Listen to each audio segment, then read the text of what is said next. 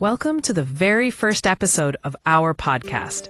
Today, we're diving into a heartwarming and thought-provoking story titled Hanggang Kailan Ako Lang, which explores the life of a daughter, a mother, and a wife, learning to set boundaries along the way. That's right. We all know children who grow up thinking their role is to give, endure, and understand. But what happens when they realize one day that they've forgotten about themselves in the process? Exactly. This is the story of Mira, a daughter who loved her family wholeheartedly, but also learned the importance of self-love without guilt. It's a journey many can relate to. Mira grew up feeling responsible for her family. Whenever there were bills to pay or problems to solve, she was the first one they thought of. It's heartbreaking to think that she never complained, simply because she loved her family so much. And while other young people were saving for themselves, Mira was saving for everyone else. Her only wish was that her family was okay. But then she got married, thinking it was finally time to focus on her own needs. But even in her marriage, her family still expected her to be the one to provide support. This ultimately led to tension with her husband, who felt like he was always coming second.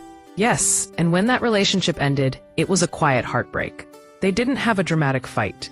It was more painful because there were no clear villains, just a realization that something was missing. And then Mira became a mother.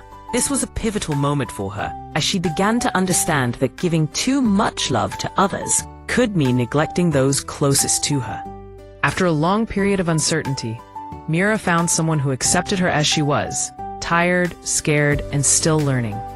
This was a turning point where she finally learned about boundaries. It's not about anger or turning your back. It's about having clear limits. Mira learned not to answer every call or take on every problem.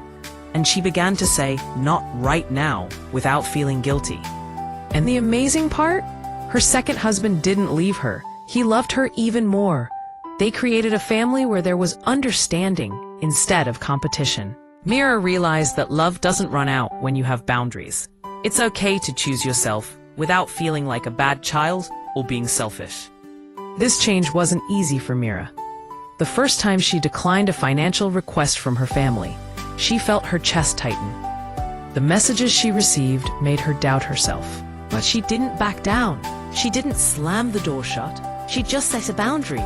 And there was no judgment from her second husband, just support. Mira's journey is a reminder that sometimes the best thing you can give your family is a version of yourself that is whole, not depleted. As we wrap up, let's reflect on Mira's story. It's a powerful lesson that it's okay to set boundaries and prioritize our own well-being.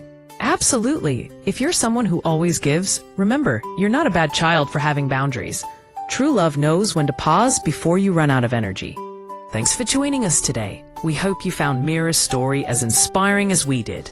Until next time, take care of yourselves.